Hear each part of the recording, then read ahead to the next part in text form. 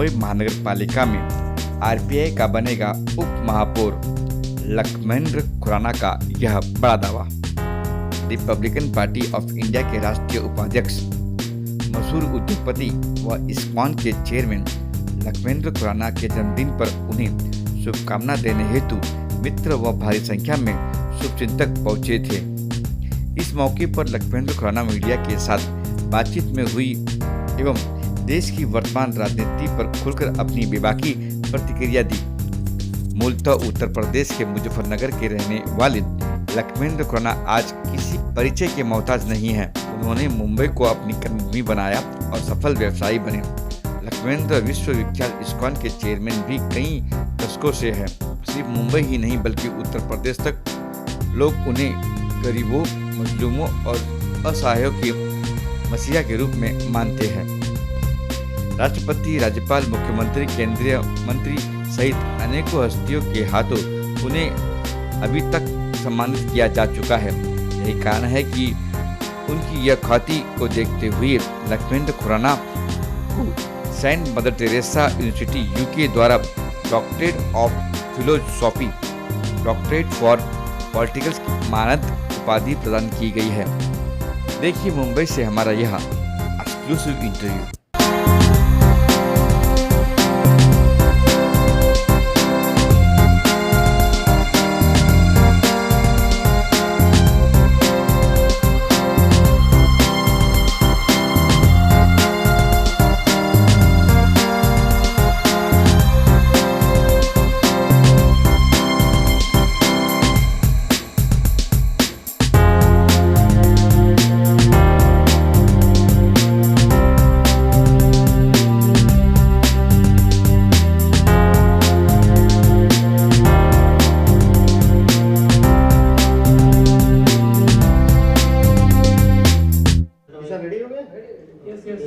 Sir, आपका जन्मदिन है आज, बहुत बहुत बधाई उसके लिए आपको।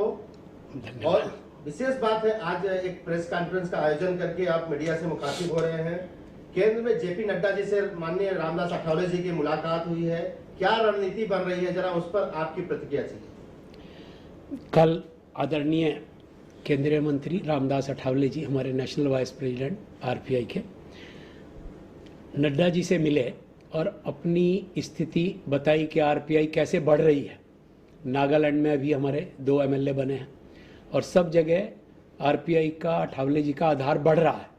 तो उन्होंने उनसे मांग की है और उससे वो सहमत भी हुए हैं, सकारात्मक संकेत भी दिए हैं कि जितनी कुछ कमेटियां हैं केंद्र में, राज्य में, महाराष्ट्र में और सब जगह के उन आयोग भी हैं कि उनमें हमें हमारे हिसाब से प्रतिनिधि दिया जाए,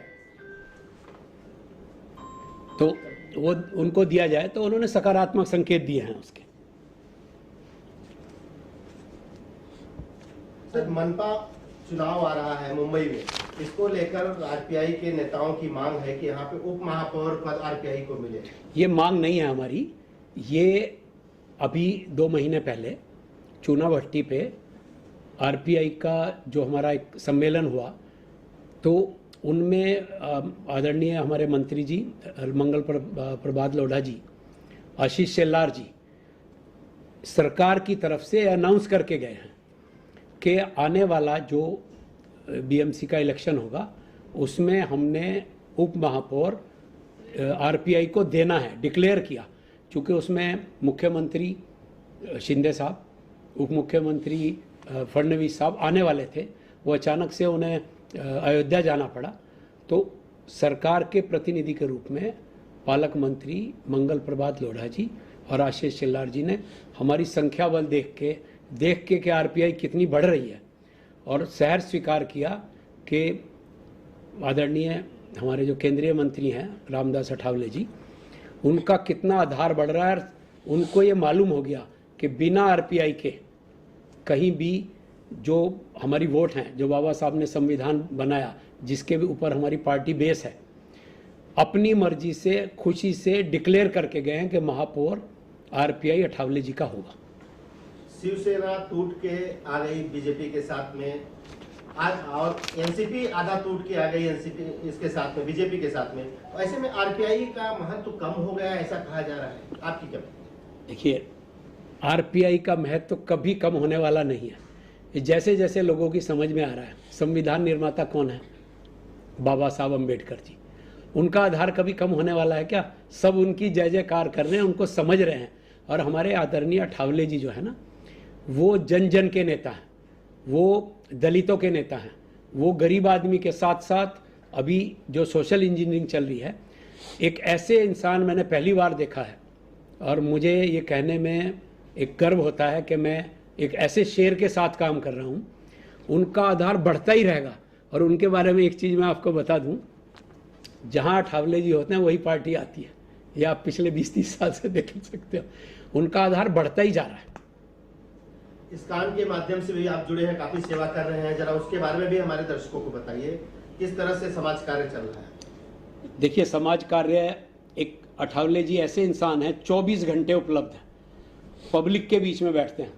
दूसरे नेता तो कभी कभी दरबार लगाते हैं, अठावले साहब तो घिरे रहते हैं जनमानस से और तुरंत वहीं पे काम करते हैं। उनका आधार कम होने का सवाल ही नहीं, बढ़ता ही जा रहा है। और ये क्वेश्चन तो आपने ऐसा पूछ लिया कि वो जुड़ गए, दूसरे जुड़ गए। अठावले साहब तो सदाबहार हैं, कोई सताए हमें बताए। आज आपका जन्मदिन है, इस्कॉन मंदिर से भी आप जुड़े हुए हैं, किस तरह से समाज कार्य सेवा कार्य आपके चल रहे हैं, जरा उस पर देखिए, इस्कॉन, मैं कहना चाहूँगा कि शायद इस वर्ल्ड की सबसे बड़ी संस्था है। हमारे लगभग 1000 मंदिर बन चुके हैं, हर साल 100 नए मंदिर बन जाते हैं। खाली मुंबई में अभी हमारे 5 मंदिर हैं, 6ठा और बन रहा है। 13 लाख बच्चों को प्रतिदिन खाना खिलाया जाता है। उनको करवाती सरकार है हमारे से, पर शुद्धता और उसमें हम किसी जाति पाति किसी से संबंध नहीं रखते। इस्कॉन मतलब international society for Krishna consciousness. और ये मेरा सौभाग्य है कि मैं, देखो, उसका चेयरमैन तो कृष्ण भगवान है, हम लोग तो कमेटी के चेयरमैन हैं। और पूरे हिंदुस्तान में लगभग 8 करोड़ लोगों को प्रतिदिन इस्कॉन की तरफ से निःशुल्क भोजन जाता है। तो इस्कॉन तो अपने आप में सारी दुनिया को पता है कि क्या कर रहा है। इससे ज़्यादा खाना, 8 करोड़ लोगों को प्रतिदिन निःशुल्क खाना इस्कॉन की तरफ से जाता है। किशोर जी, एक आपसे सवाल है, अभी एनडीए वर्सेज इंडिया एक नया समीकरण बन रहा है, इस पर आप भी राष्ट्र जुड़े हुए आरपीआई से, इस पर आपकी क्या प्रतिक्रिया है? मतलब क्या एनडीए को जो इंडिया नया बना हुआ है गठबंधन, उससे फर्क पड़ेगा? देखिए, ये एक मेरे हिसाब से इंडिया नाम रखना, इंडिया के मीनिंग क्या है, जो ये विपक्षी लोग जुड़े हैं, मेरे हिसाब से तो उन्होंने बहुत गलत किया है। कल को जब वो हारेंगे, 100% हारेंगे, तो क्या ये मैसेज गलत नहीं जाएगा कि इंडिया हार रहा है? दरअसल क्या है कि इंडिया रखने से पूरा इंडिया का समावेश उस विपक्ष में समाहित नहीं हो जाता है, क्योंकि इंडिया, अभी समझो हम एनडीए में हैं, तो हम विपक्ष के जो विचारधारा है उससे सहमत नहीं है, तो क्या हम इंडिया विरोधी हो गए? इंडिया विरोधी तो नहीं हो सकते ना। कल को उसमें एक से एक बड़ा घोटालेबाज है इस इंडिया में। मैं उस इंडिया की बात नहीं कर रहा हूँ। I.N.India जो उसने किया है, इसका फुल फॉर्म अलग है। आपकी सारी चीज रोकूंगा, तो सारे ही घोटालेबाज मामला है। ये देखो कितने बड़े बड़े घोटाले इन इंडिया वालों ने किए। 2G घोटाला, सत्यम घोटाला, आदर्श घोटाला, कोयला घोटाला, पता नहीं कितने सारे घोटालेबाज इकट्ठे हुए। मैं आपको एक महत्वपूर्ण जानकारी दे दूं कि मैंने इसके खिलाफ चुनाव आयोग में शिकायत भी की है। मैंने बाकायदा मेल किया है कि ये जो नाम है ये बैन होना चाहिए, क्योंकि कल को आप खुद मीडिया से हैं, कल को अगर विपक्ष हारता है, हारने ही वाला है, तो आप क्या हेडिंग दोगे? इंडिया हार गया, इंडिया की शर्मनाक हार, इस तरह के शब्द अगर लेंगे क्या आपको ऐसा महसूस नहीं होगा? वैसे भी 1950 एक एम्ब्लेम जो एक एक्ट है, उसके तहत आप इंडिया का शब्द इस्तेमाल नहीं कर सकते हो, या तो उसके आगे आप शब्द जोड़ सकते हो या पीछे जोड़ सकते हो, कानून है। और आप इंडिया का नाम इस्तेमाल करो एक निजी स्वार्थ के लिए, तो ये नाम हमको इसमें आपत्ति है। मैं आपको उसको कॉपी भी दूंगा, इसके खिलाफ हम लोगों ने कंप्लेंट की है और ये नाम बहुत ही गलत है। इनको इस तरह से निजी स्वार्थ के लिए, लोगों को भ्रमित करने के लिए नाम नहीं रखना चाहिए। अभी आपने जो पूछा उनका इंडिया का, ये एक जैसे हतोत्साहित हो जाता आदमी, सारे घोटालेबाज इकट्ठे हुए। आज हमारे साथ में, एनडीए के साथ में, शिवसेना टूट के एकनाथ शिंदे जी आ गए, एंड ये शरद पवार जी के पार्टी टूट के अजीत पवार जी आ गए, तो एनडीए कितना मजबूत हो रहा है। आने वाले टाइम में कंपटीशन कहाँ पर है?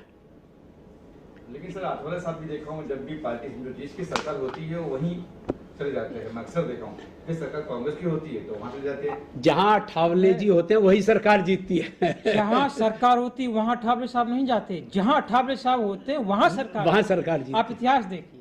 सर एक क्वेश्चन और सर, जिस प्रकार से आपकी काफी नेताओं से मुलाकात हुई, आपने रिपब्लिक पार्टी क्यों ही चुना और क्यों पार्टी क्यों नहीं चुनी? देखिए, रिपब्लिक पार्टी, मैं एक किसान रहा हूँ, उसके साथ में मजदूर भी रहा हूँ। किसान मजदूर का दर्द हम जानते हैं। रिपब्लिकन पार्टी गरीबों की पार्टी है, दलितों की पार्टी है, जरूरतमंदों की पार्टी है। अभी हम इसमें सोशल इंजीनियरिंग में बड़े भी लोग साथ में आ गए। सोशल इंजीनियरिंग मैं स्टार्टिंग से 40 साल से ही नहीं इसी चीज़ में हूँ। मैं 2009 में इलेक्शन भी लड़ा यहाँ पर मुंबई नॉर्थ से। तो एक मैं बिजनेसमैन जरूर हूँ, पर मैं एक दलित से, एक दबे कुचले से, मजदूर से जुड़ा हुआ हूँ। मैंने खुद मजदूरी किसान किया है। एक रिपब्लिकन पार्टी ऐसी है, बाबा जी ने संविधान में बताया हमारा अधिकार क्या है, हमें करना क्या है। आज बिना बाबा साहब के कोई भी पार्टी ले लो, किसी भी, उनके बिना नाम लिए, बिना उनको नमस्कार किए जीत नहीं सकती, आगे नहीं बढ़ सकती। और सर एक दूसरी तरफ जो है पाकिस्तान से एक लड़की आई है जिसका नाम है सीमा हैदर, जो कि हिंदुस्तान में आई है प्रेम की जाल में फंस के, तो क्या कहना चाहेंगे, किस तरह से देखते हैं? देखिए, ये एक जांच का विषय है, उसकी पूरी जांच चल रही है बड़े लेवल पे। एटीएस भी जांच कर रही है और लोग भी कर रहे हैं। अब जिस तरह से कोई 2 पासपोर्ट रखेगा तो फ्रॉड ही है ना। जिसका भाई खुद वहाँ पाकिस्तान में फौज में है, उसका चाचा फौज में है, ये अभी सब सामने आ जाएगा। मुझे तो ऐसा ही लगता है कोई वो जासूस है और उसे जैसे स्मार्ट तरीके से वो बता रही है। कोई भी आदमी 2 आधार, 4 आधार कार्ड, 10 सिम, 2-4 पासपोर्ट रखेगा तो इसमें तो मेरे से ज़्यादा आप जानते हैं फ्रॉड ही का आदमी करेगा 2 पासपोर्ट रखने। सर आपको काफी पार्टियों ने ऑफर भी दिया कि हमारी पार्टियों में आ जाओ, और जिस प्रकार से 40 साल से आप रिपब्लिक पार्टी में जुड़े हुए हैं, क्या ऐसा लगता है कि रिपब्लिक में, इस पार्टी में ऐसा हमें मिलेगा कि जिस प्रकार से हम रिपब्लिक पार्टी से जुड़े रहे? हम लोग अवसरवादी नहीं हैं, हम लोग बाबा साहब के मिशन को बढ़ा रहे हैं। आज अठावले साहब एक ऐसे शेर हैं जिनका आधार बढ़ता ही जा रहा है। अभी आप देख लीजिए नागालैंड में क्या हुआ, अभी और जगह क्या हुआ है, सब जगह। आप बाबा साहब के बिना, जो बाबा साहब ने हमें बताया है कि संविधान क्या है, हमारा अधिकार क्या है, तो हम लोग दिल से जुड़े हुए हैं। हम लोग कोई अवसरवादी किसी पार्टी में, हम लोग सेवा वाले लोग हैं। चुनाव लड़ेंगे सर आप? चुनाव लड़ने का तो जो आदेश पार्टी का होगा, जहां जरूरत होगी, बिना चुनाव के भी नहीं रहा जा सकता। लड़ने में कोई कुछ ऐसी सोच नहीं है, अभी ये समय बताएगा। जो पार्टी आदेश दी। Okay sir, thank you. बहुत बहुत धन्यवाद।